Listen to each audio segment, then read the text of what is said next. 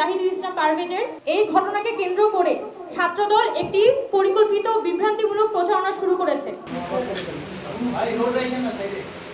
গত 19 এপ্রিল আপনারা জানেন, গতকাল 19 এপ্রিল প্রাইম এশিয়া বিশ্ববিদ্যালয়ের টেক্সটাইল ইঞ্জিনিয়ারিং বিভাগের 23-24 ব্যাচের শিক্ষার্থী জাহিদুল ইসলাম পারভেজ নিজ বিশ্ববিদ্যালয় ক্যাম্পাসে সন্ত্রাসী হামলায় নির্মমভাবে নিহত হয়েছেন। এই মর্মান্তিক ঘটনায় বৈষম্যবিরোধী ছাত্র আন্দোলনের পক্ষ থেকে আমরা গভীর শোক এবং তীব্র নিন্দা প্রকাশ করছি। আমরা জাহিদুল ইসলাম পারভেজের পরিবার, সহপাঠী এবং শুভানুধ্যায়ীদের প্রতি আন্তরিকভাবে সমবেদনা জানাচ্ছি এবং একই সাথে জোরালোভাবে দাবি জানাচ্ছি যাতে এই হত্যাকাণ্ডের সাথে জড়িত সকল অপরাধীদেরকে দ্রুততম সময়ের মধ্যে চিহ্নিত করে দৃষ্টান্তমূলক শাস্তির আওতায় আনা হয়। কিন্তু আমরা অত্যন্ত উদ্বেগের সাথে লক্ষ্য করেছি যে এই নির্মম হত্যাকাণ্ডকে ঘিরে বাংলাদেশ জাতীয়তাবাদী ছাত্র দল একটি ঘৃণ্য রাজনৈতিক অপপ্রচারে লিপ্ত হয়েছে।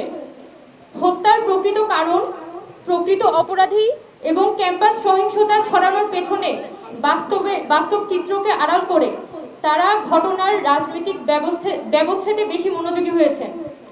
এমনকি উদ্দেশ্য প্রণোদিতভাবে গণ-অভ্যুত্থানের প্ল্যাটফর্ম বৈষম্যবিরোধী ছাত্র আন্দোলনকে এই হত্যার মদতদাতা হিসেবে অভিযুক্ত করে যাচ্ছে। আমরা এই রাজনৈতিক অপচেষ্টার বিরুদ্ধে কঠোর প্রতিবাদ জানাচ্ছি। আমরা স্পষ্ট করে বলতে চাই, হামলার প্রথম যে সিসিটিভি ফুটেজ দেখা গিয়েছিল, হামলার প্রথম সিসিটিভি ফুটেজে যাদেরকে সরাসরি আক্রমণ করতে দেখা যায় সেখানে বৈষম্যবিরোধী ছাত্র আন্দোলন কেউ উপস্থিত ছিল না। কিন্তু ঘটনাস্থলের প্রদর্শিত যে দ্বিতীয় ফুটেজ, সেখানে প্রাইম এশিয়া বিশ্ববিদ্যালয়ের সাধারণ শিক্ষার্থীরা উপস্থিত ছিলেন।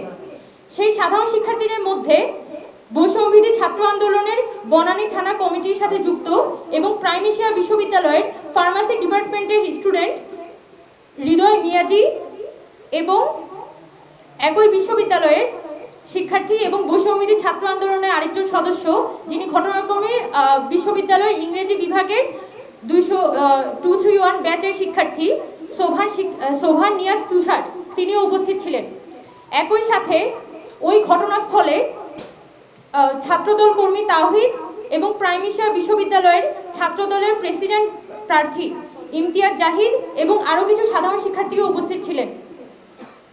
সেই জায়গা থেকে বৈষম্যবিরোধী ছাত্র আন্দোলনকে এককভাবে এই ঘটনার জন্য দায়ী করা এবং ভিডিও ফুটেজের সাপেক্ষে ফেসবুক ট্রায়ালের মুখোমুখি করা, এটা সম্পূর্ণভাবে একটা অনৈতিক কাজ হিসেবে আমরা মনে করি। আমরা বলতে চাই যে এখানে অপরাধ প্রমাণিত হওয়ার আগেই ছাত্রদল যেভাবে বৈষম্যবিরোধী ছাত্র আন্দোলনের বিরুদ্ধে বিভ্রান্তিমূলক প্রচার চালাচ্ছে এবং মিডিয়ার ট্রায়ালে লিপ্ত হয়েছে, তা অত্যন্ত নিন্দনীয় এবং অনভিপ্রেত। আমরা আবারও পরিষ্কারভাবে জানাতে চাই, এই হত্যাকাণ্ডের সাথে জড়িত যেই হোক তাদেরকে রাজনৈতিক পরিচয়ের ঊর্ধ্বে গিয়ে নিরপেক্ষ ও স্বচ্ছ তদন্তের মাধ্যমে বিচারের আওতায় আনতে হবে। যেহেতু ক্যাম্পাসের একজন শিক্ষার্থী হত্যার মতো গুরুতর অপরাধ সংঘটিত হয়েছে, তাই প্রত্যক্ষ ও পরোক্ষভাবে উপস্থিত সকলকে তারা যে সংগঠনের হোক তদন্তের আওতায় আনাটা আবশ্যক। এছাড়া আমরা অত্যন্ত উদ্বেগের সাথে জানাচ্ছি যে এই ঘটনাকে কেন্দ্র করে ছাত্রদল একটি পরিকল্পিত বিভ্রান্তিমূলক প্রচারণা শুরু করেছে। তারা বৈষম্যবিরোধী ছাত্র আন্দোলনকে সন্ত্রাসী আখ্যা দিয়ে সাধারণ ছাত্রদের ন্যায্য দাবি এবং গণ-অভ্যুত্থানের এই প্ল্যাটফর্মটিকে কলঙ্কিত করার অপপ্রয়াস চালাচ্ছে। এই অপরাধ আমরা ঘৃণাভরে প্রত্যাখ্যান করি। আমরা স্পষ্ট করে জানাতে চাই, গণতান্ত্রিক ছাত্র সংগ্রামকে সন্ত্রাস আখ্যা দিয়ে যারা দমন করতে চায় তারা প্রকৃত অর্থে সহিংসতার পৃষ্ঠপোষক।